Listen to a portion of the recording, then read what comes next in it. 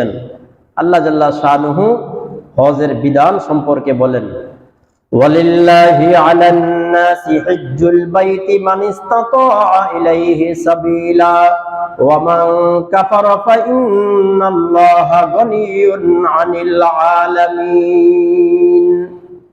মানুষের মধ্যে যারা সেখানে অর্থাৎ বাইতুল্লাহ পৌঁছার সামর্থ্য রাখে তাদের উপর আল্লাহর উদ্দেশ্যে এই গৃহের হজ করা ফরজ।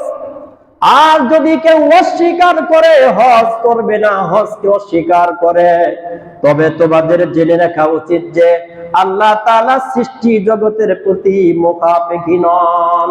আল্লাহুস সামাদ, আল্লাহ মুখাপেক্ষী। তোমার মতো আদম সন্তান যদি বাইতুল্লাহর হজ না করে আল্লাহর কিছু আসে যায় না।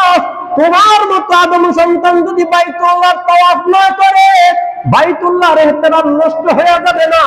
তুমি ব্যতীত আরো বান্দা আছে, মনে রাখবা আল্লাহ ছাড়া আর তোমার কোনো মাওলা নাই। আমি ছাড়া আল্লাহ তাআলার অসংখ্য বান্দা জমিনে আছে। আমি আল্লাহ তাআলার ঘর তওয়াফ না করলে আল্লাহর অসংখ্য বান্দাগণ বাইতুল্লাহ তওয়াফ করবে। কিন্তু আদম সন্তানকে মনে রাখতে হবে আল্লাহ তাআলা ছাড়া আদম সন্তানের আর কোনো মাবুদ নাই। ওমান কাফারা ফাইন্নাল্লাহা গনিয়্যুন আনিল আলামিন।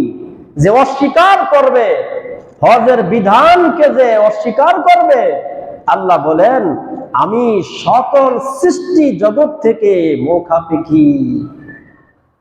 আমি সকল সৃষ্টি জগৎ থেকে অমুখাপেক্ষী। আমি কারো প্রতি মুখাপেক্ষী নই যে অমুক বান্দা হজ করতে আসতে হবে, না হয় আমার বাইতুল্লাহর ইহতিরাম নষ্ট হয়ে যাবে, না হয় আমার উলুহিয়াতের মধ্যে কমতি বা ঘাটতি পড়ে যাবে, এমনটি নয়।